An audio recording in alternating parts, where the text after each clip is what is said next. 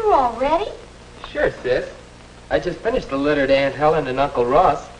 Oh, and I want to write the cousins Jimmy and Alice and thank them, too. I don't know how you do it, Wally. You make it seem so easy. Here, I brought down some old letters to try to find some help there, but it just didn't do any good. Why not? You read me some of those letters. I think they were pretty sharp. But there's a difference between reading letters and writing them. Walter, how do you write such good social letters? Well, Nora, it's a talent. Some people have it and some don't. That's not true, Walter Barlow. And you're going to sit down right now and tell me the secret. Well, all right. Let's look at this stack.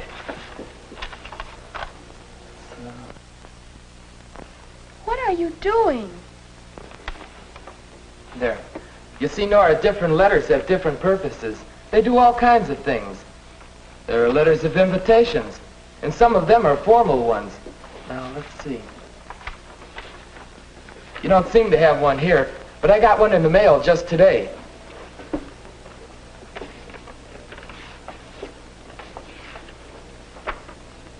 See?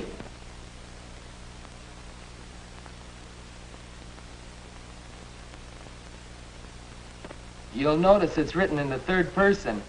And down here they note formal. Well, I'll write a formal answer that starts out like this. Mr. Walter Barlow accepts with pleasure. And so on, you know. And of course I'll dress formally for the occasion when I go. You know, it's only when the party's formal that the invitation is written in the third person. Now take an informal invitation like this one.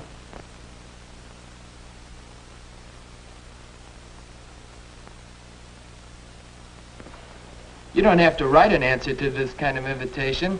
Chances are you phone to accept this one. Well, that's one general purpose of some social letters. Giving invitations, accepting invitations. Sending regrets that you can't be present. Now, here's a group of letters with another purpose. These are letters of thanks. Now, tell me, Nora, which of these did you really enjoy the most? Here, this one from Alice made me feel good. I could tell just by reading it that she really liked the present I sent her. Here, listen to this. Thanks a million for sending me the delightful book for my birthday. How did you know I've been trying to borrow that very book for weeks? This is a thank you letter for a gift. The one I want to write is a thank you letter for a visit. Right, but these are both thank you letters. Now, these letters have still another purpose. They're friendly letters. Letters that give news or keep up a friendship. Now, let's see. I was shopping yesterday, and I picked out the smartest blouse. But then, gee, you know, as you read that, you could just hear Margaret's voice, just as if she were telling you. Let's see. Oh, I was shopping yesterday. And I picked out the smartest blouse. But then something terrible happened. I couldn't find my change purse. I was so embarrassed and frightened, too. Well, I had left it at home. Oh, what an experience. No blouse. Now, that's a pretty good example of the sort of thing that makes a letter a lot of fun. And then there's another type of social letter. It's the letter of sympathy. We don't have one here, but I got a lot of them when I had pneumonia. They were all informal and very friendly, and they certainly made me feel better. There, you see? Well, I see that there are different letters for different purposes, and I think I know the purpose of mine. It's a thank you letter for a visit. Mm-hmm. But, well, that's what I tried to write, but it's not very good.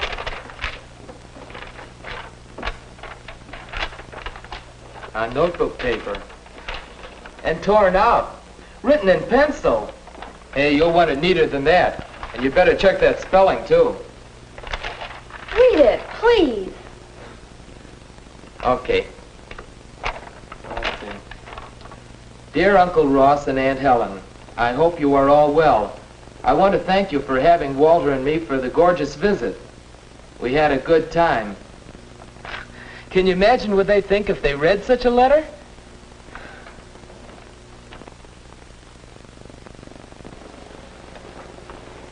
Ross, I do hope Nora really enjoyed her visit here. Well, I hope so.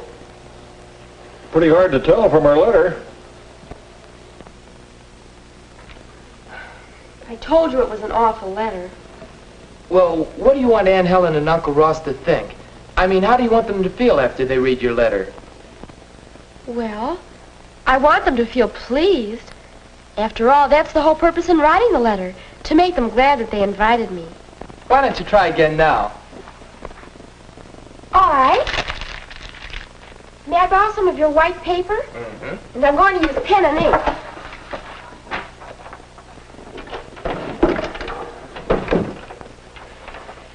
Now try to imagine what you want your letter to look like. Look at the page. See what should go on it. First, you'll want your address and the date, of course. Then the salutation. And the main part of the letter.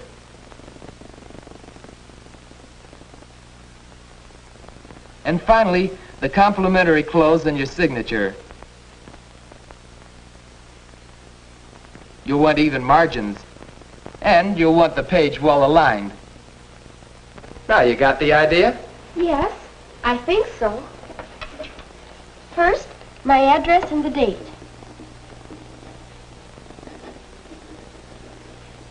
And then the salutation, Dear Aunt Helen and Uncle Ross.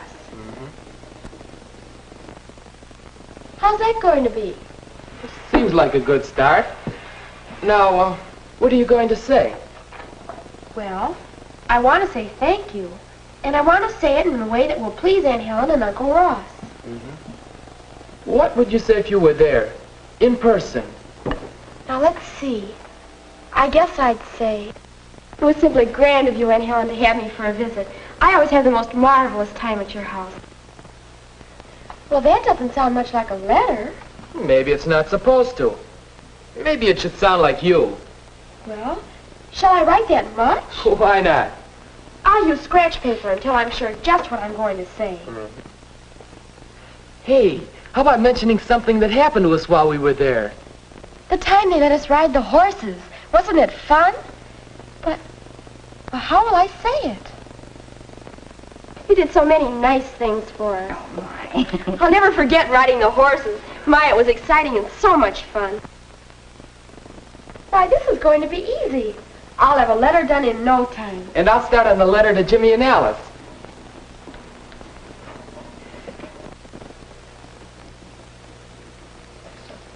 There. I think that's a good thank you note. Do you want to hear it? All right.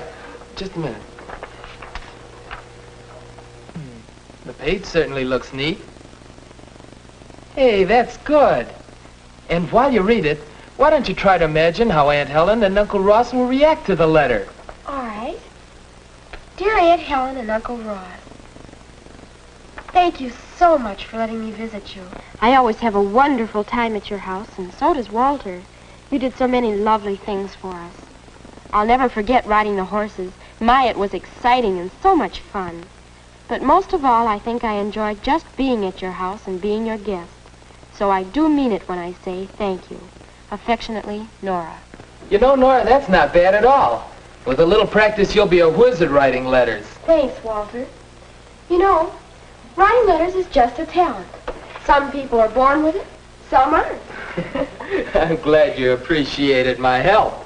Seriously, though, you're writing a letter to Jimmy and Alice. Can it be from both of us? Gee, Well, there are lots of things I'd like to say to them. I'd like to tell them about our visit, and I'd like to give them some news, too. Well, all right. We might as well write it together. Here, you can write some now. Oh, good.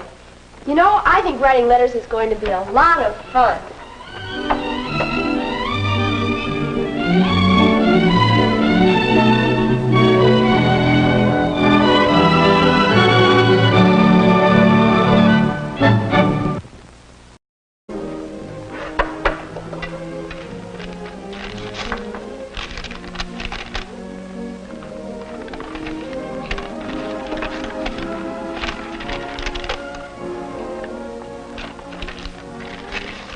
And Alice, and thank them, too.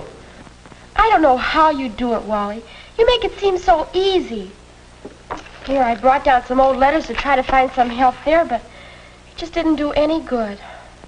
Why not? You read me some of those letters.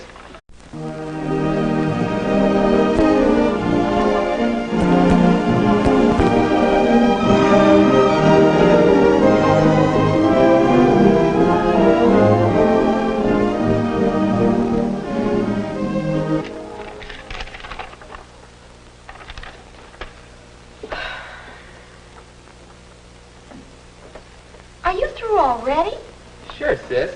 I just finished the letter to Aunt Helen and Uncle Ross. Oh, and I want to write the cousins, Jimmy.